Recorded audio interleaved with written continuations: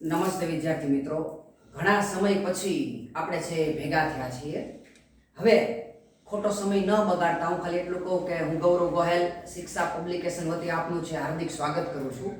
હવે આજે ઘણા સમય બાદ મને એમ થયું કે ચલો તમારા માટે છે હું કંઈક મૂકું, અને વિડીયો એક સરસ મજાનું છે, એ કરંટ નોલેજની દ્રષ્ટિએ મહત્વનું છે, અને તમારા બધાને વનરક્ષકની જો પરીક્ષા હોય તો એના માટે ફોરેસ્ટ ઓફિસર્સની જો હમણાં જે પરીક્ષા લેવાની એની મેઇન્સ જો આપવાની હોય તો એના માટે ઉપયોગી છે. આગામી સમયમાં જે આરએફઓની તૈયારી કરતા હોય, વનરક્ષકની તૈયારી કરતા હોય, અથવા તો છે એ આગામી આવવાની છે એ વનપાલની તૈયારી જો કરતા હો તો તમને બધાને છે આ ડેફની અંદર આ લેક્ચર છે એ ખૂબ ઉપયોગી થશે. હવે આજનો મારો જે વિષય છે લેક્ચરનો, એ મારે તમને છે એ કહેવાની જરૂર નથી, બોર્ડ ઉપર છે લખેલો છે.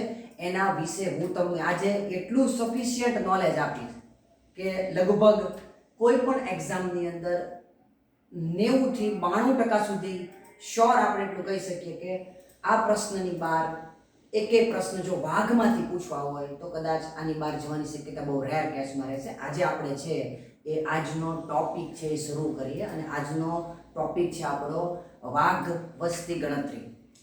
એકચ્યુઅલી વાઘ વસ્તી ગણતરી ઓલરેડી થઈ ગઈ 2018ની અંદર. હવે પહેલી વાત તો કે 2018માં જે વાઘની વસ્તી ગણતરી થઈ એ કેટલામી હતી? તો એ ચોથી વાઘની વસ્તી ગણતરી હતી. સામાન્ય રીતે કોઈ જો વચ્ચે કોઈ અંતરાય ન આવે તો લગભગ સામાન્ય રીતે દર 4 વર્ષે છે એ વાઘની વસ્તી ગણતરી થાય છે. એની અંદર 2014 પછીની આ ગણતરી 2018ની અંદર છે એ કરવામાં આવી છે, અને આ ગણતરી અન્ય ગણતરીઓ જે પાછલા સમયની અંદર થઈ એના કરતાં થોડી ઘણી વિશેષ છે, કારણ કે આની અંદર જે આધુનિક ટેકનોલોજી અને આધુનિક પ્રકારના જે ટ્રેક કેમેરા વાપર્યા છે એ ભૂતકાળની અંદર ક્યારેય છે એ વાપરવામાં આવેલા ન હતા. હવે આપણે મૂળ મુદ્દા ઉપર છે એ આવી જઈએ તો જુઓ અહીં કે મેં ઉપર છે એ હેડિંગ જ છે અહીં મારેલું છે કે વાઘ વસ્તી ગણતરી 2018. હવે આ વાઘ વસ્તી ગણતરી 2018 છે, એનું નામ, એનું શીર્ષક શું હતું? તો શીર્ષક ખાસ છે એ અગત્યનું હોય છે. આ વખતે જે 2018માં વાઘ વસ્તી ગણતરી થઈ એનું શીર્ષક છે એ આ પ્રમાણે કંઈક હતું: status of tiger, co-predators and prey in India. હવે સમજાણું? ન સમજાણું ને? ચલો હું સમજાવી દઉં. જો પહેલું સેન્ટેન્સ જો તમે, સ્ટેટ્સ ઓફ ટાઈગર એટલે કે રાજ્યોની અંદર આવેલા વાઘો, જેટલા બધા વાઘો છે રાજ્યની અંદર આવેલા વાઘની સંખ્યા છે સ્ટેટ્સ ઓફ ટાઈગર. બીજું કો-પ્રિડેટર્સ એટલે યાદ રાખજો કે જંગલમાં માત્ર માંસાહારી એક જ પ્રાણી કે જ્યાં વાઘ જોવા મળે છે એટલે ત્યાં વાઘ જ ન હોય. વાઘ સિવાય ઘણા બધા એવા છે એ તૃતીય ક્રમના ઉપભોગીઓ હોય. વાઘ છે એ ચતુર્થમાં આપણે મૂકી શકીએ કે ટોપ ઉપર, જે નિવસન તંત્રમાં વાઘ આવેલો હોય ત્યાંની વાત કરું છું, બરોબર? તો એ સિવાય એના કો-પ્રિડેટર્સ, એની સાથે જે માંસાહારી હોય, જે વાઘથી નાના હોય પણ માંસાહારી હોય સંપૂર્ણ એવા, દાખલા તરીકે લક્કડબગ્ગા, દાખલા તરીકે વરુ, દાખલા તરીકે ભારતીય જંગલી કૂતરો ઢોલ. તો આ બધા છે એની પણ આ પ્રથમ વખત છે એ ગણતરી કરવામાં આવી. અત્યાર સુધી જે પાછલી ગણતરીઓ થઈ એની અંદર માત્ર ને માત્ર છે એ વાઘની જ ગણતરી કરવામાં આવતી, પણ આ વખતે એની સાથે રહેતા અન્ય માંસાહારી પ્રાણીઓ, મેં જે નામ બોલ્યો એ બધાની છે ગણતરી કરવામાં આવી. એટલા માટે શીર્ષક સાથે જોડી દીધું કો-પ્રિડેટર્સ, સહાયક માંસાહારીઓ. ત્રીજું પ્રે ઇન ઇન્ડિયા. યાદ રાખજો પ્રે એટલે શું? તો કે પ્રે એટલે જંગલી માંસ. જંગલની અંદર થી જે માંસ મળે એને છે એ પ્રે કહેવાય. પ્રે ઇન ઇન્ડિયા એટલે ભારતમાં જોવા મળતું જંગલી માંસ કે જેને મુખ્યતઃ ભારતના જંગલોમાં અંતરિયાળ વિસ્તારોની અંદર કે જ્યાં જ્યાં મોટે ભાગે ટાઈગર રિઝર્વ આવેલા છે, આપણે એની વાત કરીએ છીએ એટલે એનું લક્ષીને કહું કે ટાઈગર રિઝર્વ આવેલા છે ત્યાં પણ છે અમુક એવું ખાસ પ્રકારનું માંસ હશે કે જેને ત્યાંના સ્થાનિક આદિવાસીઓ છે એ વેચતા હશે પોતાના લોકલ માર્કેટની અંદર. તો તો એનું પણ છે આની અંદર ખૂબ મહત્વ છે. એ શું છે મહત્વ એ આપણે આગળ જોશું. એટલે આ વખતે છે એ વાઘની ગણતરી કરવામાં આવી, સાથોસાથ એની સાથે જે સહ માંસાહારીઓ છે એની ગણતરી કરવામાં આવી, અને સાથોસાથ જંગલની અંદર જે જંગલી માંસ હાલમાં કેટલું છે, કેટલું વેચાય છે, અને આગામી સમયની અંદર આ નિવસન તંત્ર કે જ્યાં વાઘ વસે છે ત્યાં એની પોસિબિલિટી કેટલી રહેશે એ છે પ્રે ઇન ઇન્ડિયા, એની એક વાત કરી છે. તો આટલી વાત છે એ વિદ્યાર્થી મિત્રો છે કરવામાં આવી છે. હવે આગળ આપણે જોઈએ તો કે મેં તમને કીધું એમ કે આજે વાઘની વસ્તી ગણતરી હતી એ છે ચોથી વાઘની વસ્તી ગણતરી હતી. હવે એનું નામ હતું સ્ટેટ ઓફ ટાઈગર્સ, કો પ્રિડેટર્સ એન્ડ પ્રે ઇન ઇન્ડિયા 2018. એની પાછળ 2018 કારણ કે 2018 ની અંદર છે એ કેલ્ક્યુલેશન કરવામાં આવી, એટલે કે ગણતરી કરવામાં આવી. આ રિપોર્ટના શીર્ષક સાથે, એટલે કે આ જે શીર્ષક છે એની સાથે છે એ અન્ય રિપોર્ટ પણ તૈયાર કરવામાં આવ્યા. એ આપણે આગળ જોશું શું કરવામાં આવ્યા. આ રિપોર્ટ મુજબ પહેલી આપણી અગત્યની માહિતી શું છે આ રિપોર્ટ મુજબ? તો કે પહેલી માહિતી એ છે કે કમ્પેર કરી છે આ રિપોર્ટમાં 2014 અને 2018 ની. 2014 ની અંદર 2014 માં યાદ રાખજો આપણી પાસે 2226 વાઘની સંખ્યા હતી. 2018 ની અંદર એમાં વૃદ્ધિ થઈ અને થઈ 2967. 2018 માં થઈ વાઘની સંખ્યા 2967 વાઘ આપણી પાસે ઓલરેડી કેલ્ક્યુલેશન ની અંદર આવી ગયા. આ રિપોર્ટની મુખ્ય વાત હતી 2018 ની વાઘ વસ્તી ગણતરીની. એ સિવાય હવે આપણે મેઇન મુદ્દો છે શરૂ કરીએ કે એ સિવાય આની અંદર વાઘ કેલ્ક્યુલેશન ની અંદર, વાઘ વસ્તી ગણતરી અંદરની અથવા તો વાઘ સેન્સસ ની અંદર છે એ શું શું છે એ આ વખતે નવીન હતું, જે જાણવા લાયક હતું, જે પરીક્ષાની અંદર ઉપયોગી હતું એ જોઈએ. એની અંદર જુઓ અહીંયા બાજુમાં મેં લખેલું છે અન્ય સંબંધિત તથ્યની અંદર કે આ રિપોર્ટ સમગ્ર ભારતની અંદર નિવાસ કરતા વાઘોને અનુલક્ષીને છે એ બનાવવામાં આવ્યો છે. એટલે કે એ ટાઈગર રિઝર્વની અંદર રહેતા હોય એને ગણતરીમાં લીધા છે, અને મોટા ભાગના ટાઈગર રિઝર્વની બહાર પણ નિવાસ કરતા હોય એને પણ છે આ સેન્સસની અંદર સ્થાન આપવામાં આવ્યું છે. એટલા માટે એવું કહેવાનું છે કે આ 2018 ના રિપોર્ટમાં સમગ્ર ભારતમાં કોઈ પણ જગ્યાએ નિવાસિત કરતા વાઘની છે એ ગણતરી કરવામાં આવી છે. એમાં પહેલું જો અહીંયા મેં લખેલું છે એમ સ્ટ્રીપ્સ. આનું પૂરું નામ છે યાદ રાખવા જેવું છે monitoring system for tigers incentive protection and ecological states. આ એમ સ્ટ્રીપ હવે આપણે જોઈએ એ છે શું, ફૂલ ફોર્મ જોયું પણ એ છે શું એ મહત્વનું છે. તો કે આ સિસ્ટમ એ પ્રકારની પહેલી વખત સિસ્ટમ હતી કે વાઘ કોઈ પણ જગ્યાએથી પસાર થાય એટલે એનો ફોટો છે એ કેપ્ચર થઈ જાય, ફોટો છે એ પડી જાય, તથા આ વાઘ કે જેનો ફોટો પડી ગયો છે એ જીપીએસ સિસ્ટમ દ્વારા છે એ કોઈ પણ જગ્યાએ જશે તેનું સતત છે એ મોનિટરિંગ થશે. કોઈ પણ જગ્યાએ એ ટાઈગર રિઝર્વમાં રહેશે, ટાઈગર રિઝર્વની બહાર જશે, કઈ કઈ જગ્યાએ ફરશે, ફરી પાછો એ ક્યારે એ જ પોતાના મૂળ સ્થાનના રિઝર્વની અંદર આવશે, એ બધું આ વખતે એમ સ્ટ્રીપ ટેકનોલોજી દ્વારા છે એ મોનિટરિંગ કરવામાં આવ્યું. આ એની વિશેષ છે બાબત હતી. ત્યાર પછી બીજું મેં લખ્યું છે જુઓ કેટરેક્ટ. કેટરેક્ટ આનું પૂરું નામ શું છે? Camera track data repository and analysis tool. Okay, એ શું કહેવા માંગે છે? તો કે કેમેરામાં કેદ થયેલ વાઘનો જ્યારે ફોટો પડે ત્યારબાદ આ કેટરેક્ટ સિસ્ટમ દ્વારા એ આખા વાઘનું પૃથ્થકરણ થાય છે. પૃથ્થકરણ એટલે તો કે ભાઈ એ નર છે, માદા છે, એની ઉંમર કેટલી છે, અગાઉ એ ક્યાં હતો, ક્યાંયથી પ્રવાસ કરીને ફરી પાછો આ ક્ષેત્રમાં સ્થાયી થયો છે કે મૂળ આ ક્ષેત્રમાં જ એનું જન્મસ્થાન છે, અહીં જ છે, અહીંનો જ નિવાસી છે, વગેરે પ્રકારનું છે. એનો એક ડેટા એનાલિસિસ છે એ કેટરેક્ટ પદ્ધતિ દ્વારા છે એ કરવામાં આવે છે. અને આ વસ્તી ગણતરીની અંદર સૌ પ્રથમવાર છે એ જોવા મળ્યું કે સૌ પ્રથમવાર 2018ની વાઘની વસ્તી ગણતરીની અંદર એક નવીનતમ છે એ આઈડિયા છે વાપરવામાં આવ્યો હતો. આ આઈડિયા શું હતો? તો કે જ્યાં જ્યાં ટાઈગર રિઝર્વ હતા ભારતની અંદર કે જ્યાં કેલ્ક્યુલેશન છે કરવાની હતી ત્યાં બધી જગ્યાએ વાઘને મનગમતું ભોજન અને પાણીની વ્યવસ્થા કરવામાં આવી. આવું શું કામ કરવામાં આવ્યું? તો કે વાઘ જ્યાં સુધી છે એ એની ગણતરી નો બંધ થાય એટલે કે એની ગણતરી છે કન્ટિન્યુ રહે, ચાલુ રહે, ત્યાં સુધી વાઘ એક ક્ષેત્ર છોડી અને અન્ય કોઈ જગ્યાએ છે એ ન વયો જાય. એનું કારણ શું? એવું શું કામ કરવામાં આવે?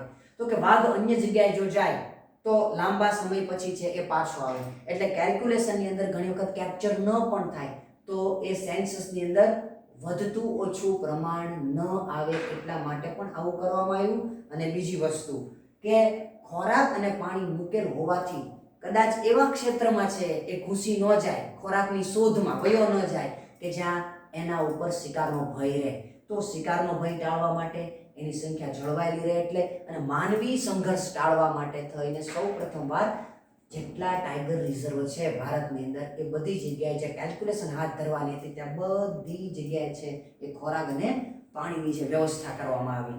આ એક અલગ જ પ્રકારનો કોન્સેપ્ટ હતો કે જે વાઘને સતત રિઝર્વ તરફ છે એ ખેંચી લાવતો હતો. હવે આગળ આપણે જોઈએ કે અહીં છે એ આપણે એટલું યાદ રાખવાનું છે કે માત્ર વાઘને જોવાના નથી, માત્ર વાઘના ફોટાને જોવાના નથી, પણ ખાસ એની વસ્તી તો બરોબર છે કે ભાઈ વસ્તીનું છે આપણે કેલ્ક્યુલેશન કરીએ છીએ તો એ તો બરોબર છે, કરવાનું જ છે, પણ સાથોસાથ એ વાતનું ધ્યાન રાખવાનું છે. શેનું?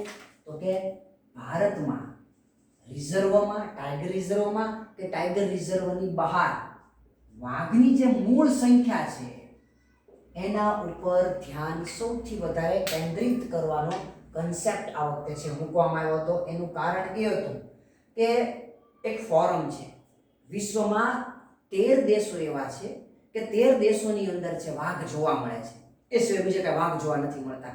તો આ 13 દેશોની ફોરમ બનેલી છે, એનું નામ છે ગ્લોબલ ટાઈગર ફોરમ. યાદ રાખજો, ગ્લોબલ ટાઈગર ફોરમ.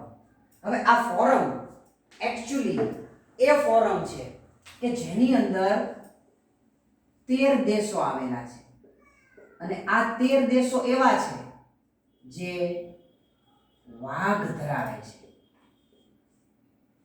જે વાઘ ધરાવે છે.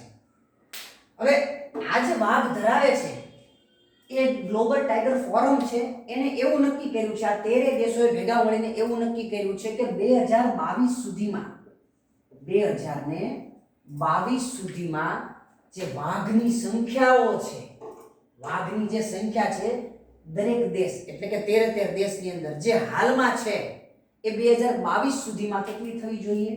તો કે 2 ગણી. 2 ગણી કરવાનો ટાર્ગેટ છે ગ્લોબલ ટાઈગર ફોરમનો.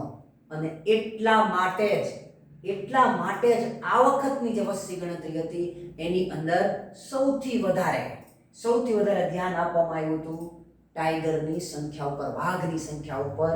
કારણ કે આપણે એ પણ છે એ સાબિત કરવાનું હતું કે કુલ ભારતની અંદર છે એ 50+ આજુબાજુ છે ટાઈગર રિઝર્વ છે, તો એની અંદર કયા ટાઈગર રિઝર્વની અંદર વસ્તી જે વાઘની છે એ 2 ગણી થઈ ગઈ છે કે નથી થઈ, અને નથી થઈ તો કેટલા અંક દૂર છે 2 ગણી થવામાં. આ બધું છે એ આપણે ધ્યાન રાખવાનું હતું. એટલા માટે છે એ સૌથી વધારે આ વખતે સંખ્યા ઉપર પણ ભાર મૂકવામાં આવ્યો.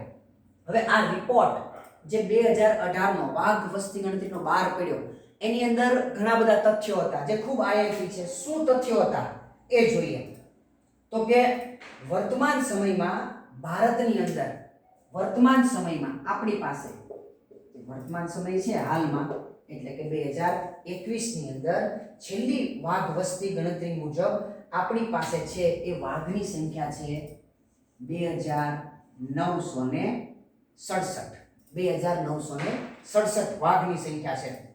હવે એ શું છે ખરેખર એકચ્યુઅલી તો કે વિશ્વની અંદર, સમગ્ર વિશ્વની અંદર જે કુલ વાઘ જોવા મળે છે, વિશ્વના જે કુલ વાઘ ક્યાં જોવા મળશે? તો કે આ 13 દેશમાં 13 દેશની અંદર વિશ્વના જેટલા વાઘ જોવા મળે છે એના 70% વાઘ ભારતમાં છે. આ પહેલું તથ્ય. ક્યાં છે? તો કે 70% વાઘ છે એ ભારતની અંદર છે, આ રિપોર્ટ અનુસાર. બીજું, હવે આગળ, તો કે વાઘોની સંખ્યા, વાઘની જે સંખ્યા છે એ ભારતમાં પ્રતિવર્ષ કેટલા દરથી વધે છે એવું પણ આ રિપોર્ટમાં છે કહેવામાં આવ્યું. યાદ રાખજો, વાઘની સંખ્યા પ્રતિવર્ષ ભારતમાં 6%ના દરે વધે છે. કેટલા દરે વધે છે? 6%ના દરે છે એ વધે છે. કેવી રીતે? તો કે 2006 થી 2018 સુધીમાં જે વાઘ કેલ્ક્યુલેટ થયા એના ઉપરથી આ દર નક્કી કરવામાં આવ્યો. 2006 થી 2018, આ 2006 થી 2018 સુધીની અંદર છે આ દર નક્કી થયો કે ભાઈ ભારતમાં પ્રતિવર્ષ 6%ના દરે વાઘ છે એની સંખ્યા વધી રહી છે. હવે ભારતમાં કુલ જે વાઘ છે, ભારતમાં જે કુલ વાઘ છે 2967. તો આ જે વાઘ છે એના 2967ના ભારતના કુલ વાઘના કુલ વાઘના 1/3 ભાગ વાઘ. આ મહત્વનું છે. ભારતમાં કુલ જે વાઘ છે એના 1/3 ભાગના વાઘ ક્યાં વસે છે? તો કે ટાઈગર રિઝર્વની બહાર નિવાસ કરે છે. ક્યાં નિવાસ કરે છે? તો કે ટાઈગર રિઝર્વની બહાર છે એ નિવાસ કરે છે. આ પણ રિપોર્ટની અંદર છે એ ગણવામાં આવેલું. ત્યારબાદ સૌથી મહત્વનું, તો કે આ રિપોર્ટની અંદર એક તારણ એવું કાઢવામાં આવ્યું. ત્યાર પછીનું તથ્ય, આ 1, આ 2, આ 3, હવે પછીનું તથ્ય શું કહે છે આ રિપોર્ટ? તો કે વાઘ ધરાવતા ભારતની અંદર જેટલા રાજ્યો છે એમાં સર્વાધિક વાઘની સંખ્યા છે એ મધ્યપ્રદેશમાં 526 ગણવામાં આવી. ભારતમાં સર્વાધિક વાઘ ક્યાં જોવા મળ્યા? તો કે મધ્ય પ્રદેશમાં. કેટલા? 526 છે એ જોવા મળ્યા. આ સૌથી મહત્વનું. ત્યારબાદ બીજું, તો કે ત્યારબાદ દ્વિતીય ક્રમે કર્ણાટક 524 વાઘ સાથે. દ્વિતીય ક્રમે કર્ણાટક કેટલા વાઘ સાથે? તો કે 524 વાઘની સાથે દ્વિતીય ક્રમે છે એ કર્ણાટકને છે એ મૂકવામાં આવ્યું. આ એનું સૌથી મહત્વનું પાસું હતું. અને ત્રીજા ક્રમે છે એ કયું રાજ્ય આવશે? તો કે ઉત્તરાખંડ 442 વાઘ સાથે ત્રીજો ક્રમ આવશે ઉત્તરાખંડનો. કેટલા વાઘ સાથે? તો કે 442 વાઘની સાથે છે એ ઉત્તરાખંડનો થર્ડ નંબર છે એ આવશે. ઓકે, તો કે આ તો એક વાત થઈ કે ભાઈ મધ્યપ્રદેશમાં સર્વાધિક વાઘ, દ્વિતીય ક્રમમાં છે કર્ણાટક 524 વાઘ, તૃતીય ક્રમની અંદર ઉત્તરાખંડ 442 વાઘની સાથે. તો આ એવા સ્ટેટ હતા કે જ્યાં છે એ વાઘની સંખ્યામાં સતત વધારો થઈ રહ્યો છે. એની પાછળ ઘણા બધા રીઝનો હોય. ઓકે, હવે નેક્સ્ટ બીજું શું કીધું આ રિપોર્ટની અંદર? તો કે પૂર્વોત્તર ભારતમાં, એટલે ભારતનો જે આ પૂર્વ ભાગ છે, પૂર્વોત્તર ભાગ જે આવશે ભારતની અંદર આ જેટલો ભાગ છે આટલો બ્લોક આ પૂર્વોત્તર. જો અહીંયા સાંભળજો છે તે, પણ જો અહીંયા વાઘના છે એ રિઝર્વ ફોરેસ્ટ આવેલા હોય તો ત્યાં આ રિપોર્ટ મુજબ એવું કહેવામાં આવ્યું કે સતત વાઘની સંખ્યા છે એ ઘટી રહી છે. હવે વાઘની સંખ્યા સતત છે ત્યાં ઘટી રહી છે. જોઈએ આપણે શું કહેવા માંગે છે એકચ્યુઅલી, અને વાઘની સંખ્યા કેવી રીતે છે એ ઘટી ગઈ છે આપણે જરાક જોઈ લઈએ. ઓકે, હવે પૂર્વોત્તર ભારતની અંદર કઈ કઈ જગ્યાએ યાદ રાખજો તો કે છત્તીસગઢ, ઝારખંડ અને ઓરિસ્સા. પૂર્વોત્તર ભારતની અંદર કયા રાજ્યો લેશું આપણે? પૂર્વોત્તર ભારતમાં તો કે એક છત્તીસગઢ, બીજું ઝારખંડ અને ત્રીજું ઓડિશા. આ ત્રણ રાજ્યો છે, આ રિપોર્ટ મુજબ એવા છે એ મૂકવામાં આવ્યા. એટલે કે એવું છે એનું કેલ્ક્યુલેશન અથવા તો એ રિપોર્ટની અંદર એવું જાણવા મળ્યું કે પૂર્વોત્તર ભારતના ત્રણ રાજ્યો છત્તીસગઢ, ઝારખંડ અને ઓરિસ્સાની અંદર વાઘની સંખ્યા સતત ઘટી રહી છે. 2014 થી ગણેલું તો 2018 સુધી જે ફોરેસ્ટ ડિપાર્ટમેન્ટે જે નજર રાખી હશે આ ત્રણ રાજ્યોમાં વાઘની સંખ્યા ઉપર, એના ઉપરથી એ લોકોએ છે એમ કીધું, એવું તારણ કાઢ્યું કે ભાઈ આ ત્રણેય રાજ્યો એવા છે કે જ્યાં વાઘ સતત છે એ ઘટી રહ્યા છે. જ્યારે ભારતના પશ્ચિમ ઘાટ, યાદ રાખજો, હવે ભારતનો જે પશ્ચિમ બ્લોક છે, પશ્ચિમ ઘાટ છે, તે આ આટલો ભાગ છે. ગુજરાતની નીચે આ જે સહ્યાદ્રીનો જે ભાગ છે, આખી સહ્યાદ્રી પર્વતમાળા, અહીંયા મહારાષ્ટ્ર આવી જાય, કેરળ આવી જાય, કર્ણાટક આવી જાય, આ આખો નીલગિરી પર્વત આવી જાય છે. આખો જે આ પર્વત છે, આ જે બ્લોક છે પશ્ચિમ ઘાટનો, આ જે પશ્ચિમ ઘાટ છે ભારતનો, આ પશ્ચિમ ઘાટ વિશે છે એ વાત કરવામાં આવી 2018 ના વાઘ વસ્તી ગણતરી અંદર. પશ્ચિમ ઘાટની અંદર કયા કયા છે એ ટાઈગર રિઝર્વને છે એ ટાર્ગેટ બનાવવામાં આવ્યા તો કે નાગરહોલ, બાંદીપુર. આ બે યાદ રાખજો, નાગરહોલ, બાંદીપુર, મુદુમલાઈ, સત્યમંગલ અને BRT block. નાગરહોલ, મુદુમલાઈ, BRT block, Sathyamangalam અને બાંદીપુર. આ આટલા વિસ્તારની અંદર એવા ટાઈગર રિઝર્વ પશ્ચિમ ઘાટમાં આવેલા છે કે જ્યાં આખા બ્લોક દીઠ કેલ્ક્યુલેશનની અંદર સૌથી વધારે વાઘની સંખ્યા જોવા મળી અને એ હતી 724. સંયુક્ત રીતે એક સાથે આ બધાય આ રેન્જની અંદર પશ્ચિમ ઘાટમાં જેટલા છે એ ટાઈગર રિઝર્વ આવેલા છે એની અંદર 724 વાઘ છે એ જોવા મળ્યા.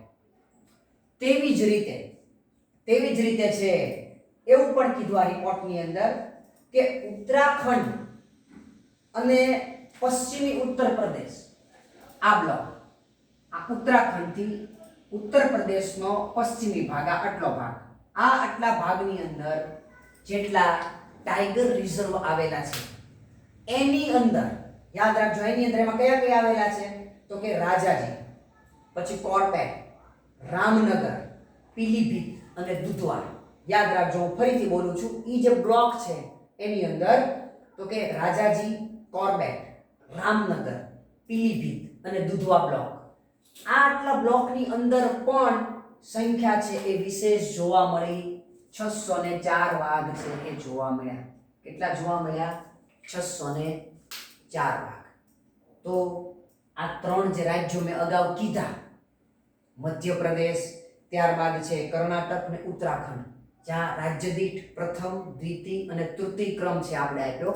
પછી જોયું આપણે આ ત્રણ રાજ્યો પૂર્વોત્તર ભારત, છત્તીસગઢ, ઝારખંડ અને ઓડિશા, ત્યાં સંખ્યા સતત ઘટી રહી છે. 2018 ની વસ્તી ગણતરી, છેલ્લી ગણતરી મુજબ, વાઘની છેલ્લી ગણતરી મુજબ જે હમણાં થઈ ગઈ 2018 માં એ મુજબ. અને એવી જ રીતે જે પશ્ચિમ ઘાટ છે એની અંદર જેટલા છે ટાઈગર રિઝર્વ આવેલા છે 4 કે 5, એની સંયુક્ત સંખ્યામાં વધારો થયો. પશ્ચિમ બ્લોકની અંદર 724 અને એવી જ રીતે છે એ પૂર્વનો જે બ્લોક છે એ ઉત્તરાખંડથી ઉત્તર પ્રદેશના પશ્ચિમ ભાગ સુધીનો, એમાં છે એ 604 વાઘ છે એ જોવા મળ્યા. હવે ઉત્તરાખંડની અંદર આવેલ કોર્બેટ ટાઈગર રિઝર્વની અંદર, કોર્બેટ ટાઈગર રિઝર્વની અંદર ઘનતાની દ્રષ્ટિએ યાદ રાખજો, ઘનતાની દ્રષ્ટિએ સૌથી વધારે વાઘ છે એ ગણતરીમાં આવ્યા. ઘનતાની દ્રષ્ટિએ કહું છું, રાજ્ય દીઠ નથી કહેતો. તે કોર્બેટ નેશનલ પાર્ક એટલે કે જેટલા નેશનલ પાર્ક છે, આ નેશનલ પાર્કની અંદર સૌથી વધુ કયા નેશનલ પાર્કમાં વાઘની સંખ્યા? તો કે ઉત્તરાખંડમાં આવેલા કોર્બેટ નેશનલ પાર્કની અંદર છે વાઘની સૌથી વધારે છે ઘનતાની દ્રષ્ટિએ સંખ્યા જોવા મળી.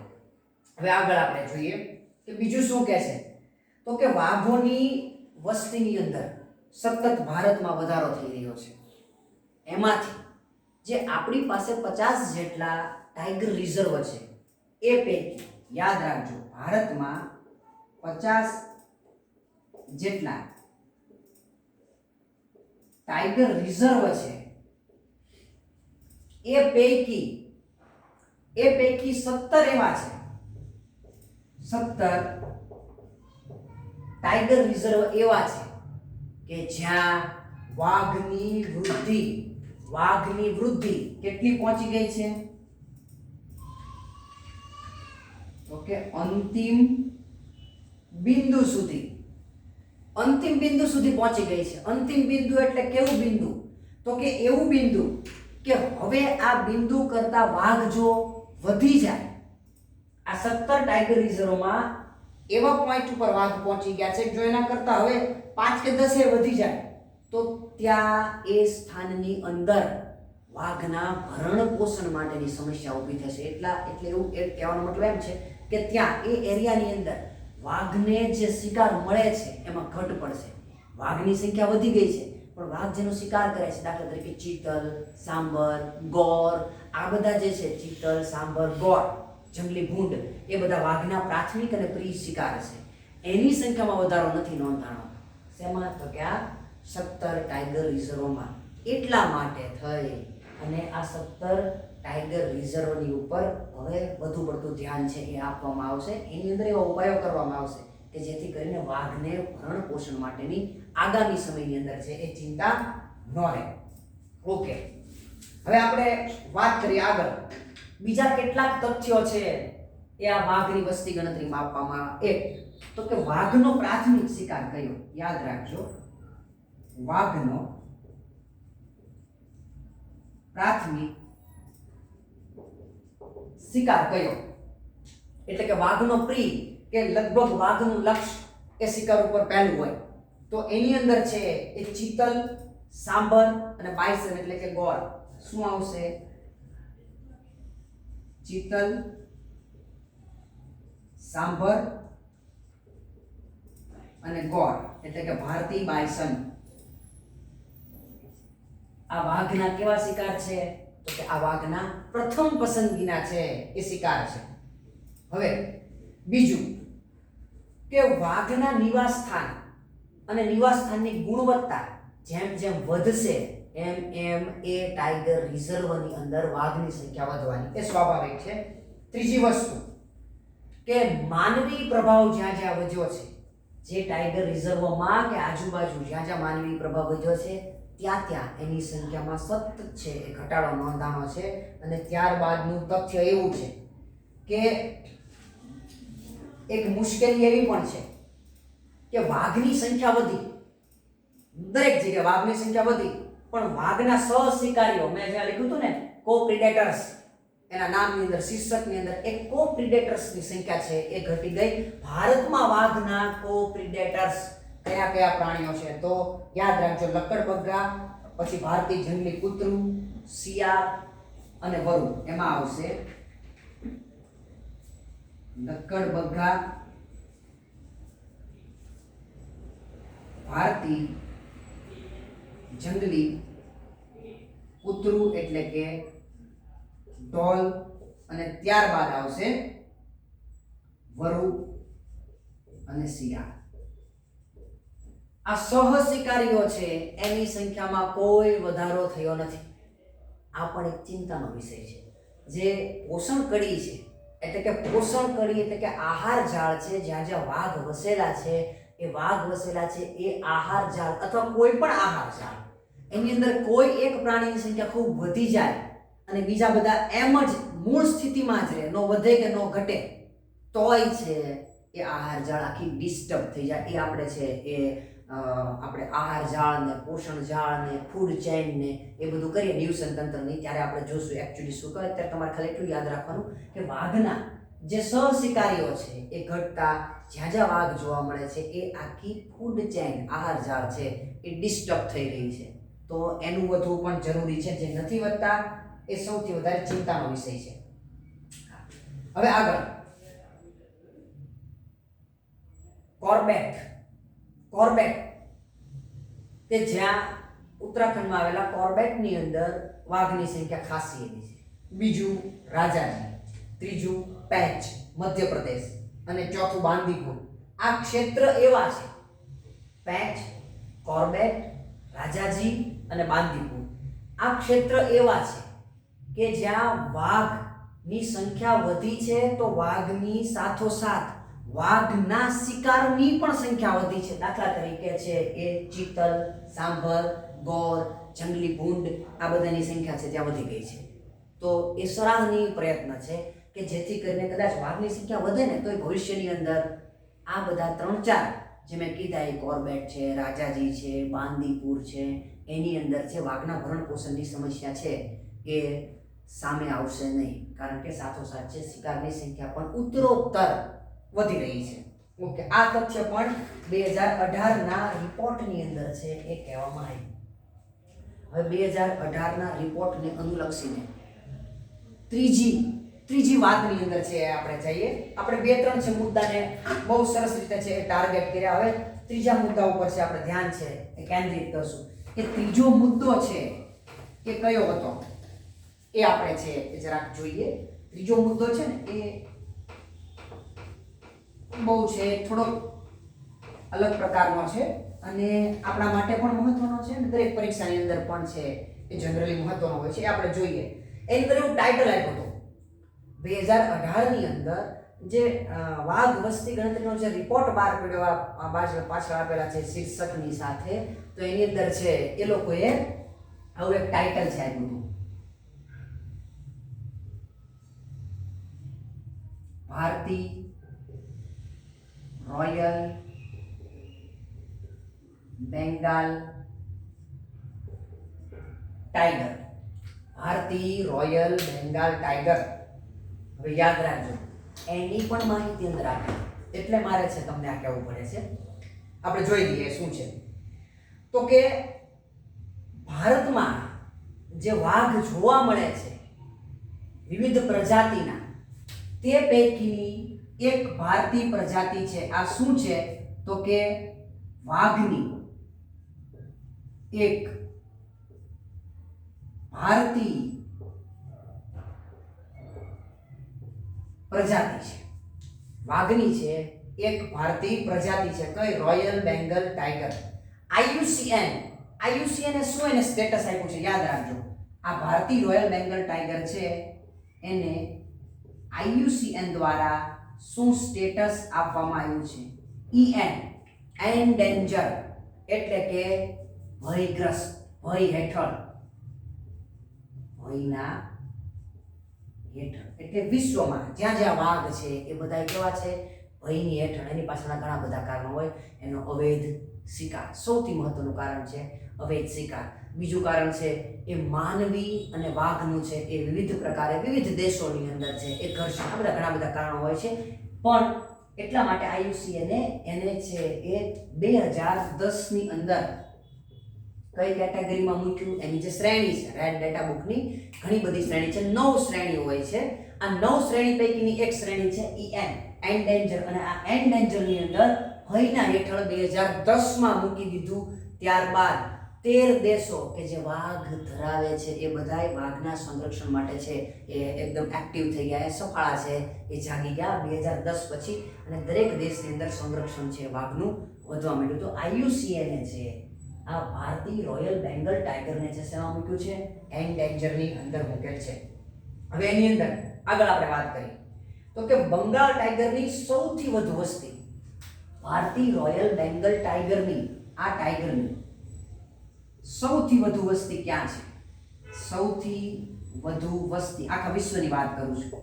આખા વિશ્વમાં ભારતીય રોયલ બેંગલ ટાઈગરની સૌથી વધારે વસ્તી ક્યાં છે? તો યાદ રાખજો, એકમાત્ર ભારતમાં સૌથી વધારે વસ્તી છે. એ સિવાય આ વાઘ બાંગ્લાદેશ, નેપાળ અને ભૂટાનમાં પણ જોવા મળશે. એ સિવાય આ વાઘ બીજા કયા દેશમાં જોવા મળશે? તો કે બાંગ્લાદેશ, નેપાળ અને ભૂટાનની અંદર જોવા મળશે રોયલ બેંગલ ટાઈગર. પણ ભારતમાં સવિશેષ, આખા વિશ્વમાં ભારતમાં સવિશેષ. તો કેટલા? આખા વિશ્વના લગભગ આખા વિશ્વમાં જ્યાં રોયલ બેંગલ ટાઈગર જોવા મળતા હોય, આ પ્રજાતિ રોયલ બેંગલ ટાઈગર એક પ્રજાતિ છે, આખા વિશ્વમાં જ્યાં જોવા મળતી હોય એના 70% ભારતમાં સૌથી વધુ. પણ કેટલા? 70%. કોના? તો કે વિશ્વના પણ કઈ પ્રજાતિના? તો કે રોયલ બેંગલ ટાઈગરની જે પ્રજાતિ આખા વિશ્વમાં ફેલાયેલી છે એ કુલ પ્રજાતિના 70% વાઘ એકમાત્ર ભારતમાં વસે છે. એ સિવાય થોડા ઘણા બાંગ્લાદેશ, નેપાળ અને ભૂટાનની અંદર છે જોવા મળે છે. હવે એકચ્યુઅલી વાઘ શું છે? 2018ના રિપોર્ટ મુજબ, તો 2018ના રિપોર્ટ મુજબ એને વાઘને ગણવામાં આવ્યું છે. બે ઉપમા આપવામાં આવી છે. એક શું? તો કે પ્રમુખ, અને બીજી આપવામાં આવી છે અમ્બ્રેલા. પ્રમુખ એટલે શું? પહેલી વસ્તુ તો કે પ્રમુખ એટલે મુખ્ય પ્રજાતિના રૂપમાં એનું સંરક્ષણ થાય. પ્રમુખ એટલે એની જે મુખ્ય પ્રજાતિ છે, જે જગ્યાએ દિવસન તંત્રમાં વાઘ જોવા મળે છે એમાં મુખ્ય પ્રજાતિ વાઘ, અને આ પ્રમુખ એટલે મુખ્ય પ્રજાતિના સંદર્ભમાં વાઘ. તો અમ્બ્રેલા એટલે શું?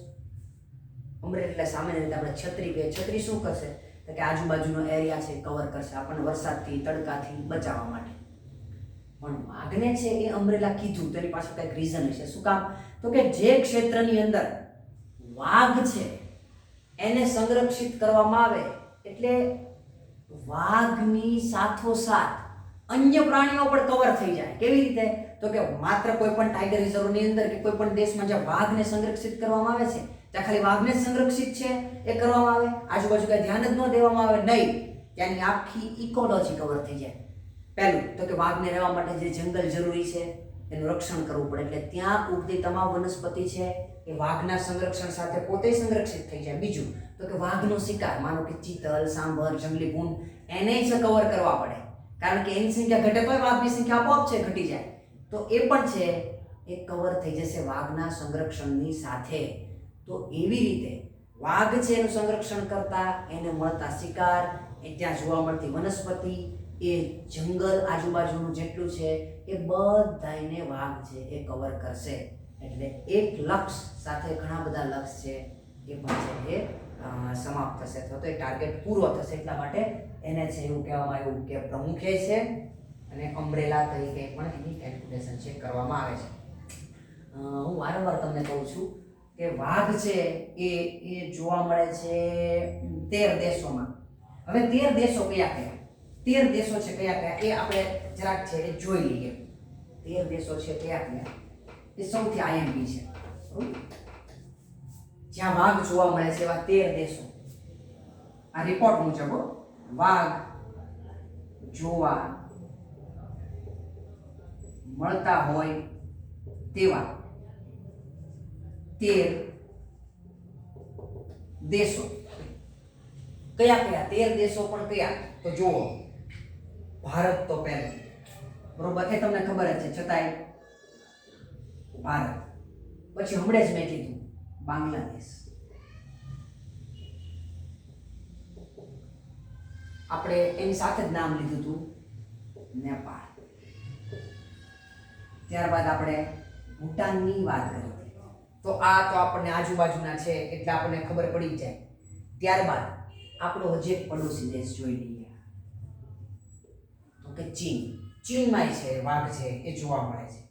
ત્યારબાદ કંબોડિયા, ઇન્ડોનેશિયા, આ બંને દેશો યાદ રાખજો. ત્યારબાદ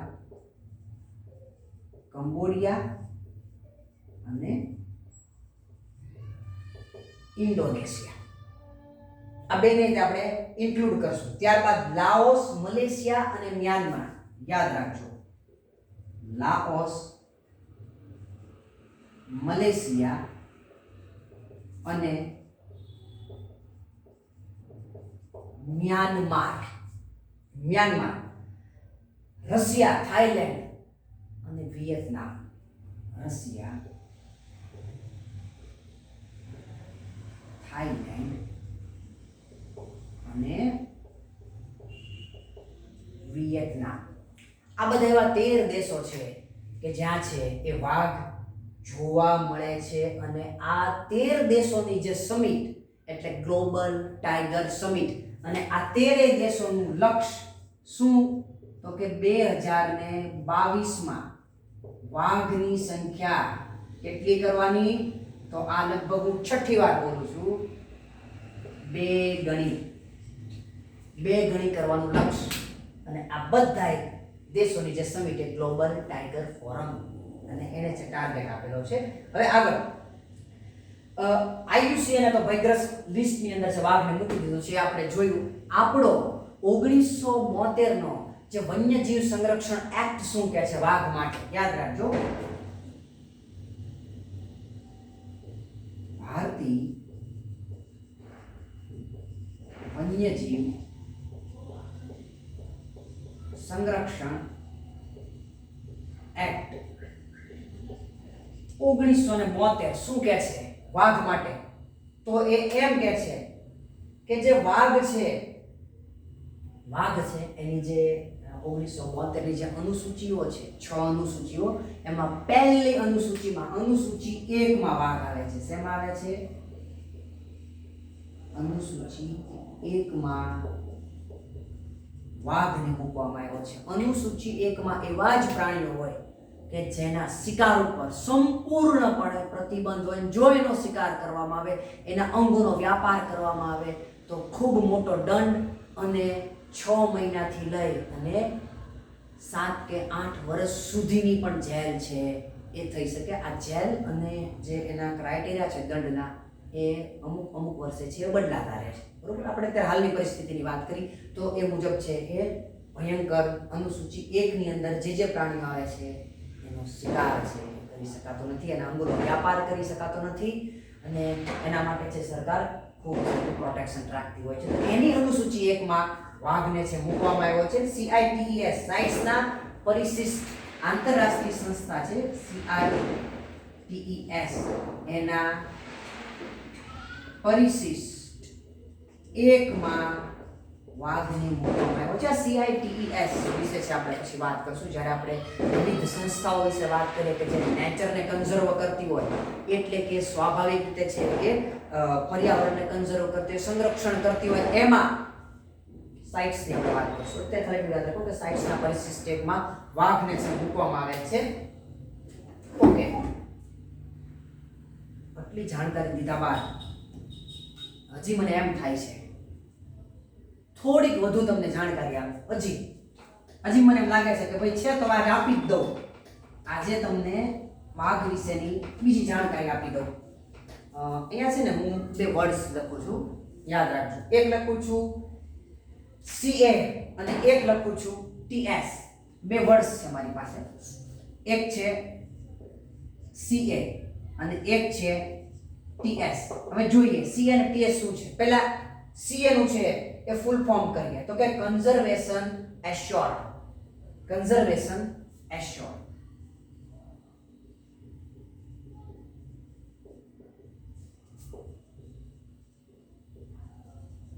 એનું શોર્ટ ફોર્મ CA. અને બીજું ટાઈગર સ્ટાન્ડર્ડ, TS એટલે ટાઈગર સ્ટાન્ડર્ડ. નું ગુજરાતી શું થાય? પહેલા જોઈએ આપણે CA નું ગુજરાતી તો કે સંરક્ષણનું આશ્વાસન. આનું ગુજરાતી થશે CA બરાબર સંરક્ષણનું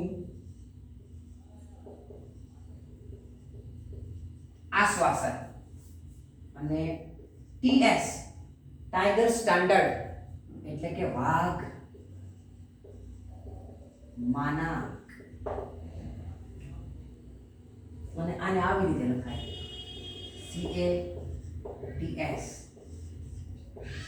CATS. આ શું છે જોઈએ તો કે ભારતમાં વાઘને વધુ સુદૃઢ બનાવવા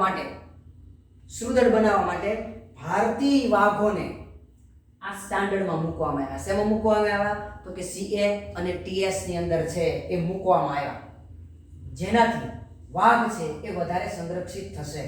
હવે આના કારણે શું થશે કે CA અને TS ની હેઠળ જે પ્રાણીને મૂકવામાં આવે એના રિઝર્વ ફોરેસ્ટની જ કેલ્ક્યુલેશન નથી થતી, પણ એ સિવાયના વિસ્તારની તે છે એ થાય છે.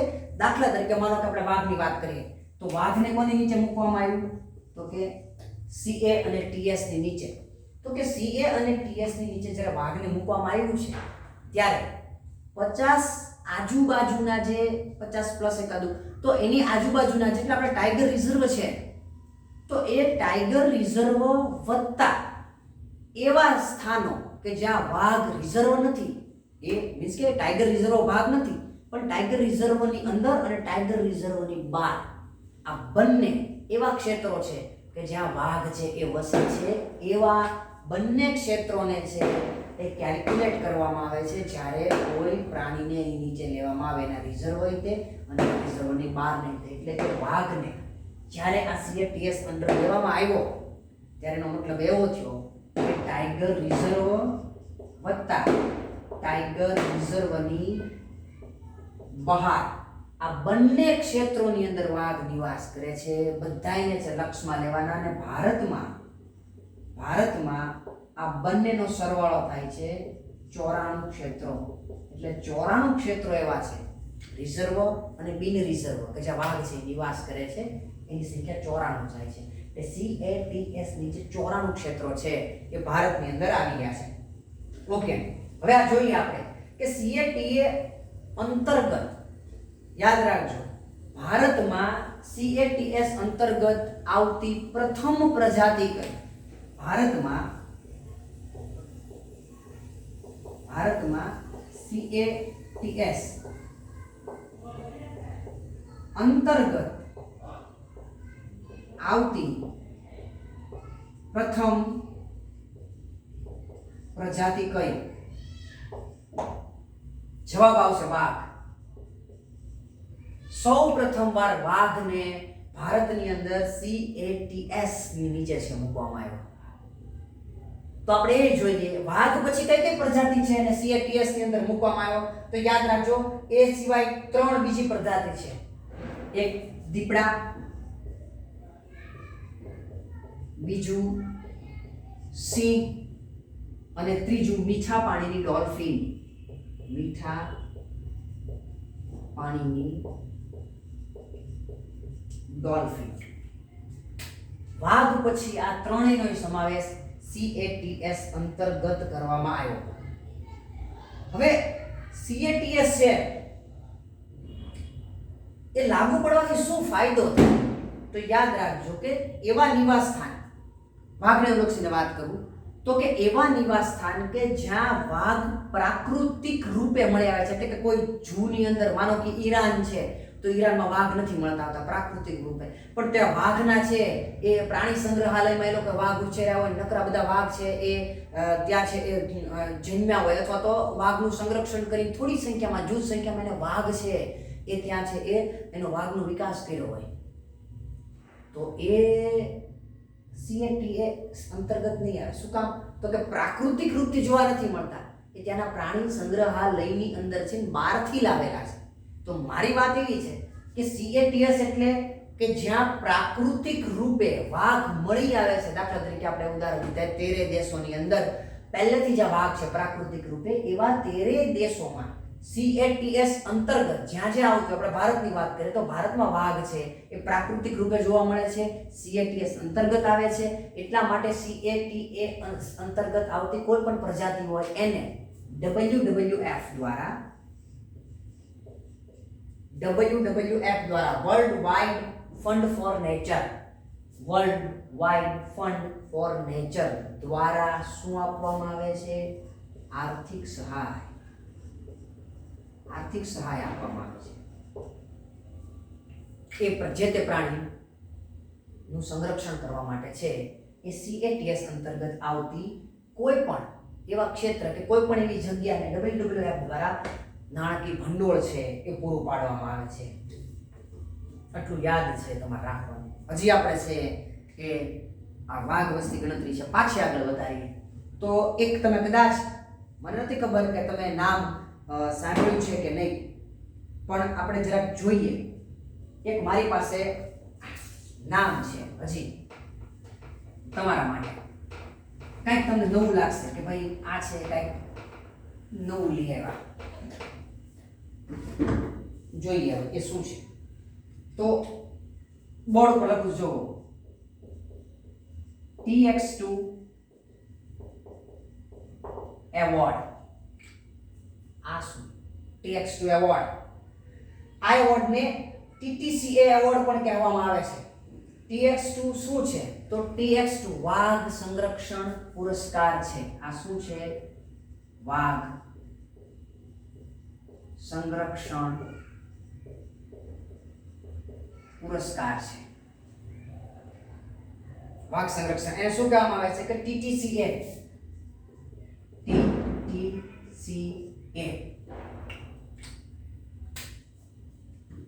TX2 ટાઈગર કન્ઝર્વેશન એવોર્ડ, વાઘ સંરક્ષણ પુરસ્કાર. આપણે જોઈએ આ પુરસ્કાર આપે કોણ?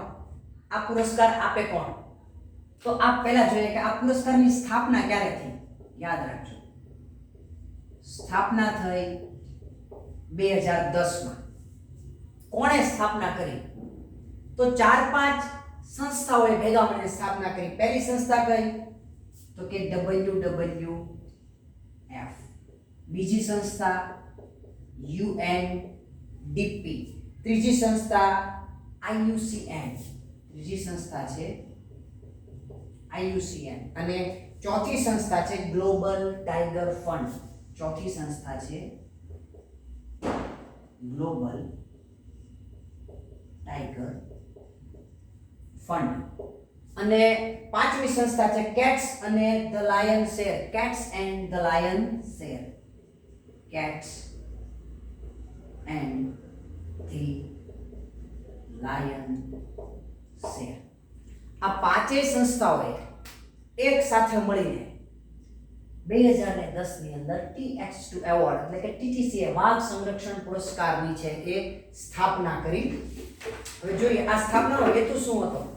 તો કે આપણે વારંવાર વાત કરી કે 13 દેશો કે જ્યાં વાઘ છે જોવા મળે છે ત્યાં વાઘની પ્રજાતિનું સંરક્ષણ કરવું એ ટાર્ગેટ છે આ TX2 એવોર્ડનો. આ પુરસ્કાર છે, આ પુરસ્કાર કોને મળ્યો? તો કે ટ્રાન્સ બાઉન્ડરી માનસ કન્ઝર્વેશન એરિયાને પ્રથમ વખત આ પુરસ્કાર છે કોને મળ્યો? તો કે ટ્રાન્સ બાઉન્ડરી માનસ કન્ઝર્વેશન એરિયાને.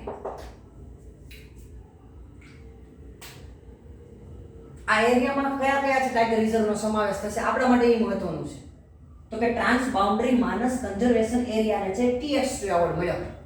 તો એની અંદર 2 ટાઈગર રિઝર્વ છે એ આવશે. એક તો કે માનસ નેશનલ પાર્ક જે આસામમાં આવેલું છે. આસામનું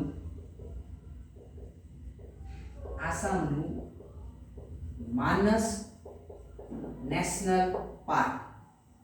આ વત્તા બીજું કયું? તો કે રોયલ માનસ નેશનલ પાર્ક. યાદ રાખજો સંયુક્ત રીતે આપવાનો હતો રોયલ માનસ નેશનલ પાર્ક. આ ક્યાં આવેલો છે? ભૂટાનમાં. ભૂટાન તમે જોજો ભારતનો નકશો આસામથી છે ને સીધું છે એ ભૂટાનની અંદર છે એ વયું જવાય. માની લો કે આ જે ભારત છે તો આ આસામથી સીધું છે આ રીતે ભૂટાન વયું જવાય. બરોબર? આપણા માટે છે મિલિટરી હોય, પ્રાણીઓ માટે મિલિટરી ન હોય. આપણા માટે છે એ બોર્ડર હોય, પ્રાણીઓ માટે ન હોય. ખબર નથી પડતી કે આ દેશની બોર્ડર એ અહીંથી ત્યાં જતા હોય. આસામના છે એ માનસ નેશનલ પાર્કની અંદર જે વાઘ જોવા મળે છે એ વિચરણ કરતા કરતા શિકારની શોધમાં, પ્રજનન માટે, કોઈ પણ છે જરૂરિયાત માટે, આબોહવા પરિવર્તન માટે પણ છે એ ત્યાં વયા જતા હોય. તો બંનેને સંયુક્ત રીતે TX2 એવોર્ડ છે એ આપવામાં આવ્યો હતો.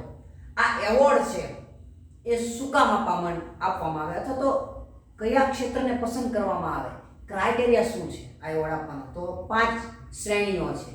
એ 5 શ્રેણી અંદર જો એક ક્ષેત્ર આવતું હોય તો એને TX2 એવોર્ડ આપવામાં આવે. એ કઈ કઈ શ્રેણીએ જોઈએ? વાઘ અને તેના શિકારની સંખ્યા. પહેલી શ્રેણીમાં શું જોવામાં આવશે? તો કે વાઘ અને તેના શિકારની સંખ્યા.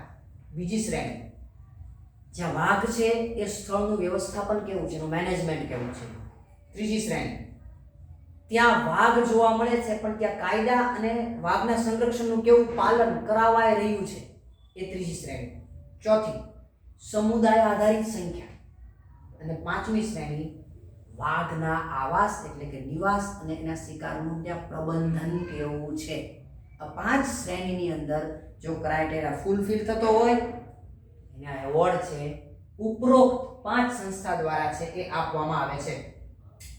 TS2 પુરસ્કાર વાઘની સંખ્યા વધારવા માટે અપાતો આર્થિક સહાયરૂપ પુરસ્કાર છે. યાદ રાખજો, એમાં આર્થિક સહાય છે આપવામાં આવે છે. ઉત્તર પ્રદેશમાં પીલીભીત ટાઈગર રિઝર્વ છે. ઉત્તર પ્રદેશની અંદર યાદ રાખજો, ઉત્તર પ્રદેશમાં પીલીભીત ટાઈગર રિઝર્વ છે. ત્યાં વાઘની જે સંખ્યા હતી એ છેલ્લા 4 વર્ષમાં 2022માં જે કરવાની હતી એ 2018માં એ લોકોએ કરી નાખી. કેટલી? 2 ગણી. તો એને છે આ એવોર્ડ આપવામાં આવ્યો.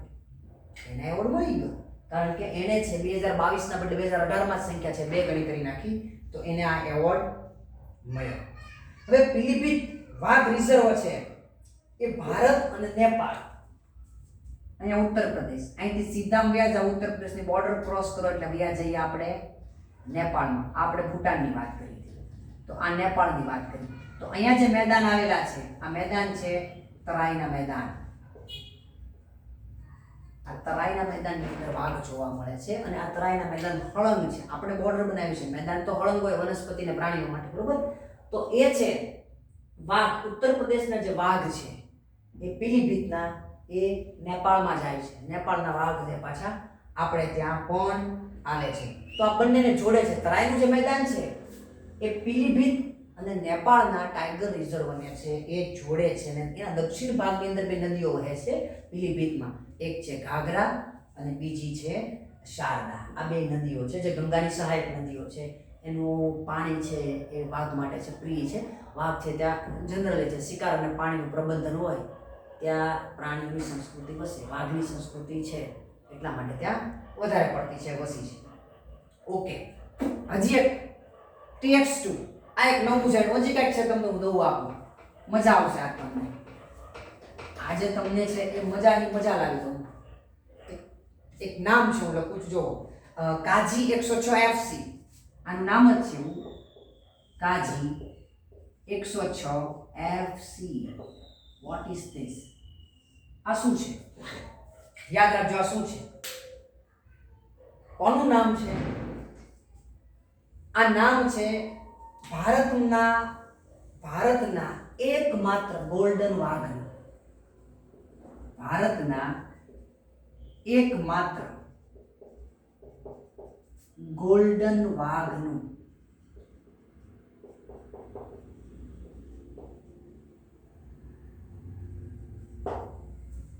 અને તે ક્યાં જોવા મળે છે? આખા વિશ્વમાં માત્ર કાઝીરંગા નેશનલ પાર્કમાં જ આ સુવર્ણ વાઘ જોવા મળે છે. અને આ સુવર્ણ વાઘનું નામ છે કાજી 106 FC. હવે ગોલ્ડન જે ટાઈગર છે એના બીજા 2 નામ છે, ટેબી ટાઈગર અને સ્ટ્રોબેરી ટાઈગર. આ જે સુવર્ણ વાઘ છે એના બીજા 2 નામ છે, ટેબી ટાઈગર અને બીજું નામ છે સ્ટ્રોબેરી ટાઈગર. આ 2 નામે ઓળખાય છે. હવે ગોલ્ડન ટાઈગર એ વાઘની જ એક પ્રજાતિ છે, પણ એના જીન્સની અંદર, એના જનીનની અંદર જ્યારે ફેરફાર થાય ત્યારે વાઘની ચામડીનો રંગ એકદમ ગોલ્ડન બની જાય, એના ઉપર જે કાળા પટ્ટા જોવા મળે છે એ રેડ થઈ જાય, અને જેની ચામડી સુવર્ણ હોય અને જેના પટ્ટા છે એ રેડ હોય એ વાઘ છે, એ ગોલ્ડન ટાઈગર છે એ કહેવાય. એના માટે એનું અગાઉટી જનીન પ્રભાવી થાય. આ ગોલ્ડન ટાઈગર એ પ્રજાતિની અંદર જ્યારે અગાઉટી જનીન એ પ્રભાવી થાય ત્યારે એ વાઘનો રંગ છે એ સુવર્ણ બની જાય. અને આવો એકમાત્ર વાઘ ભારત પાસે છે કાઝીરંગા નેશનલ પાર્કમાં, જે આસામમાં આવેલું છે, અને એનું નામ છે કાઝી 106 એફસી. જો કાઝીરંગા, બરોબર, યાદ રાખજો. આવું શું કામ થાય?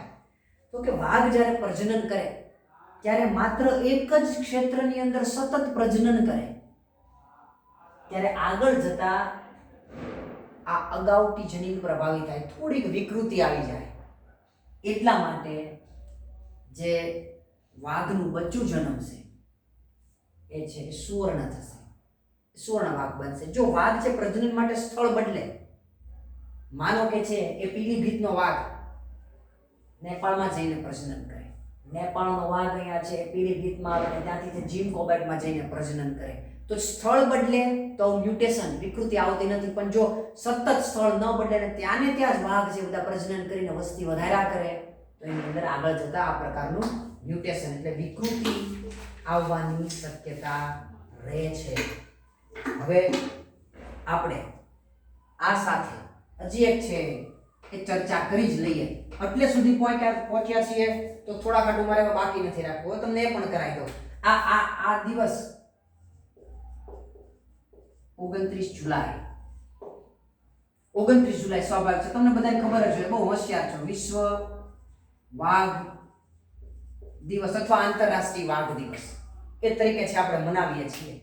પણ આ મનાવવાની શરૂઆત ક્યારથી થઈ? તો કે સેન્ટ પીટર્સબર્ગમાં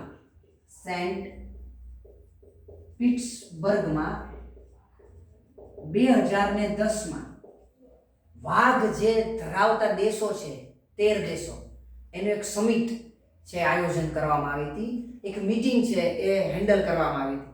આ મીટિંગની અંદર પીટર્સબર્ગ ઘોષણા કરવામાં આવી હતી, અને આ ઘોષણા અનુસાર 29 જુલાઈને વિશ્વ વાઘ દિવસ અથવા તો આંતરરાષ્ટ્રીય વાઘ દિવસ તરીકે પસંદ કરવામાં આવ્યો. અને એટલા માટે દર વર્ષે 2010 થી સતત 29 જુલાઈ આપણે છે આંતરરાષ્ટ્રીય વાઘ દિવસ તરીકે છે એ આપણે મનાવીએ છીએ. આગળ હવે જોઈએ થોડું હજી ડેપ્થની અંદર, તો કે ભારતની અંદર આપણે છે એ ઘણું બધું જોયું વાઘની વિશે. હવે આગળ આપણે થોડુંક હજી જોઈ લઈએ. તો IUCN દ્વારા 2010માં વાઘને છે એન્ડેન્જરમાં મૂકવામાં આવ્યો. ત્યારબાદ એની સંખ્યા માટે દરેક દેશોએ સંખ્યા વધારવા માટે છે પૂરતા પ્રયત્નો કર્યા. હવે આ પૂરતા પ્રયત્નોની અંદર મારે તમને એ કહેવાનું હતું કે ભારત પાસે 8 એવા રાજ્યો છે, 8 રાજ્યો એવા છે જ્યાં વાઘની સંખ્યા કેટલી છે? ઓછામાં ઓછી 100 અને 100 થી વધારે. ઓછામાં ઓછી 100 અને 100 થી વધારે એવા 8 રાજ્યો છે ભારત પાસે. વાઘની સંખ્યા કેટલી છે આપણે જોઈએ. તો કે સૌપ્રથમ તમને ખબર જ છે તો કે મધ્યપ્રદેશ, બીજું છે કર્ણાટક, ત્રીજું ઉત્તરાખંડ, બીજું આવશે કર્ણાટક, ત્રીજું આવશે ઉત્તરાખંડ. ત્યારબાદ બાકીના છે એ 5 ની વાત કરીએ તો ત્યારબાદ આવશે મહારાષ્ટ્ર, તમિલનાડુ, ત્યારબાદ આવશે મહારાષ્ટ્ર અને આવશે તમિલનાડુ. ત્યારબાદ છે છઠ્ઠા, સાતમા અને આઠમા ક્રમે આસામ, કેરળ અને ઉત્તર પ્રદેશ. આસામ, કેરળ અને ઉત્તર પ્રદેશ. હવે આની અંદર ઉલ્લેખની બાબત એવી છે કે આસામ ને કેરળમાં સરખી સંખ્યા છે વાઘની, 190 190 બધાની અંદર છે એ 100 થી ઉપર છે. 2006 માં ભારતની અંદર વાઘની સંખ્યા હતી 1411. યાદ રાખજો, 2006 માં ભારતમાં વાઘની સંખ્યા હતી 1411. 2010 માં 1706 થઈ. 2010 માં કેટલી થઈ? 1706. ત્યારબાદ 2014 માં 2226. 2014 માં 2226 અને ત્યારબાદ 2018 માં મેં તમને કીધું એ મુજબ 2967. 2018 માં થઈ 2967. આ થોડુંક છે એ તમે યાદ રાખજો. હજી આગળ છે એ આપણે બસ લાસ્ટ ફેઝની અંદર છીએ. થોડુંક છે આપણે જોવાનું છે, આપણે જોઈ લઈએ. તો કે આજે વાઘની વસ્તી ગણતરી થઈ 2018 માં જે રિપોર્ટ આવ્યો એ રિપોર્ટ સાથે આપણે વાત કરીએ જલવાયુ વન મંત્રાલય. એના જે મંત્રી હોય આપણા ભારતના વન પર્યાવરણ અને જલવાયુ પરિવર્તન મંત્રાલયના જે મંત્રી હશે એ મંત્રી આંતરરાષ્ટ્રીય વાઘ દિવસના દિવસે વાઘ વસ્તી ગણતરીનો રિપોર્ટ 2018 છે એ ભારત સમક્ષ મૂક્યો, સરકાર સમક્ષ મૂક્યો. આગળ ભારતમાં વાઘની સ્થિતિનો ત્યારબાદ એ રિપોર્ટ બાદ ભારતમાં વાઘની સારાંશ સ્થિતિનો જે રિપોર્ટ છે એ ભારતના માનનીય વડાપ્રધાને છે એ 2019ના જુલાઈ માસમાં છે એ આપણી સમક્ષ મૂક્યો. 2018નો જે રિપોર્ટ છે એની અંદર 2006, 2010 અને 2014ના વાઘની સંખ્યાઓની છે કમ્પેરિઝન કરવામાં આવી હતી. ત્યારબાદ સૌપ્રથમ આ વાઘની એવી વસ્તી ગણતરી હતી કે જેમાં સહશિકારીઓને પણ છે એ ગણતરીમાં લેવામાં આવ્યા. સૌપ્રથમવાર કેમેરા ટ્રેપ સિસ્ટમ દ્વારા વાઘનો જેન્ડર રેશિયો પણ ગણવામાં આવ્યો, બરોબર. ત્યારબાદ સૌપ્રથમવાર ટાઈગર રિઝર્વમાં વાઘની ઘનતાની ગણતરી કરવામાં આવી. ત્યારબાદ સૌપ્રથમવાર ટાઈગર રિઝર્વમાં વાઘની ગણતરીમાં વિશ્વના સૌથી મોટા camera trap survey of wild life, જેનું નામ છે કેમેરા ટ્રેપ કરવામાં આવ્યું, પણ સર્વે કેમેરા ટ્રેપ દ્વારા કોનો? તો કે વાઇલ્ડ લાઈફની અંદર, એટલે વાઇલ્ડ લાઈફની અંદર કેમેરા ટ્રેપ દ્વારા વિશ્વના સૌથી મોટા જે કેમેરા હોય છે તેના દ્વારા આવો સર્વે કરવામાં આવ્યો હોય એવી પ્રથમ ઘટના બની. એટલા માટે એને સ્થાન આપવામાં આવ્યું ગિનિસ બુક ઓફ વર્લ્ડ રેકોર્ડની અંદર. અને માનવ પશુ સંઘર્ષ ટાળવા સૌ પ્રથમવાર આ ગણતરીની અંદર વાઘ માટે ખોરાક અને પાણીની વ્યવસ્થા કરવામાં આવી. અને સાથોસાથ છે એ LIDAR light detection and ranging આધારિત સર્વેક્ષણ છે આ કેલ્ક્યુલેશનની અંદર કરવામાં આવ્યું. આ એના સૌથી મોટા અને સૌથી મહત્વપૂર્ણ છે એ તથ્યો હતા કે જે આપણે છે એ યાદ રાખવાના છે. ઓકે,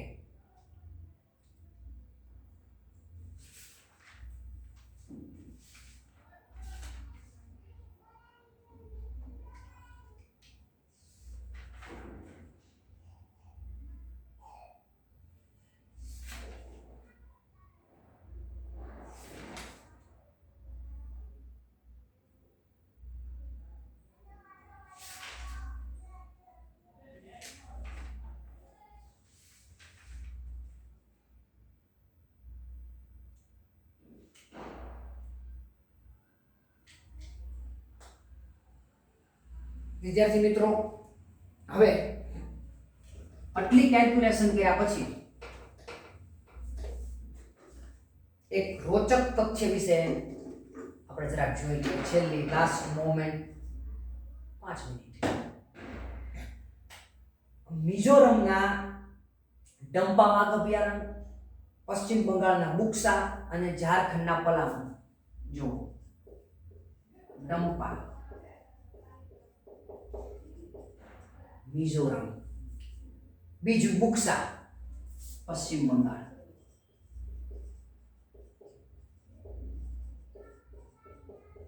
અને ત્યારબાદ છે પલામુ ઝારખંડ. યાદ રાખજો આ ત્રણેય એવા ટાઈગર રિઝર્વ છે ભારતના, આ ત્રણેય એવા ટાઈગર રિઝર્વ છે ત્યાં ત્યાં એક પણ વાઘ નથી, એક પણ વાઘ નથી. આ ત્રણેયની અંદર એક પણ વાઘ નથી. વિદ્યાર્થી મિત્રો, હવે બીજી વાત કે આખી ટાઈગર સેન્સસ છે એ આપણે જોઈ, પણ તમને છે એ સાવે કોમન વસ્તુ છે કે ભાઈ આપણે ભારતની અંદર જે રાષ્ટ્રીય પ્રાણી વાઘને ઘોષિત કર્યો છે કે રોયલ બેંગલ ટાઈગર છે, અને રોયલ બેંગલ ટાઈગરનું સાથોસાથ છે આપણે વૈજ્ઞાનિક નામ પણ જોઈ લઈએ, પેન્થેરા ટાઇગ્રીસ ભારતના રોયલ બેંગાલ ટાઈગર રાષ્ટ્રીય પ્રાણી. એનું વૈજ્ઞાનિક નામ, શાસ્ત્રીય નામ અથવા વૈજ્ઞાનિક નામ તો છે પેન્થેરા, યાદ રાખજો, ટાઇગ્રીસ. અને આ સાથે છેલ્લું વાક્ય હું એટલું કહી દઉં કે ટોટલ જે આખી વાઘની વસ્તી ગણતરી થઈ એમાં જોઈએ તો કે 2014 થી 2018 એટલે કે 2226 થી આપણે ક્યાં પહોંચી ગયા 2967 ત્યાં છે એ આપણે પહોંચી ગયા. તો જે કુલ વધારો થયો 4 વર્ષમાં એ કેટલા ટકા વાઘની સંખ્યામાં? યાદ રાખજો, 33% વધારો થયો. આ સાથે જ વાઘ વસ્તી ગણતરી અહીંયા છે આપણે પૂર્ણ કરીએ છીએ. આશા છે કે ભાઈ તમને સૌને જે આ વિડીયો છે પસંદ આવશે. વનરક્ષકથી લઈને વનપાલથી લઈ અને છે એ આરએફઓ અને આરએફઓથી લઈ અને આગળ જો પણ એસીએફ જેવી પરીક્ષા આવે તો પણ મારા મત મુજબ જો વાઘ વિશે કંઈ પૂછવું હોય વસ્તી ગણતરીને અનુલક્ષીને તો આની બહાર લગભગ એક ક્વેશ્ચન જાય એવું નથી. એટલું ડિટેલની અંદર મેં તમને છે એ કરાવી દીધું છે. વિડીયો છે વધુમાં વધુ જોજો અને છે એ શેર કરજો. ઓકે, અહીં છે હું આપણો વિડીયો છે પૂર્ણ કરું છું. થેન્ક્સ.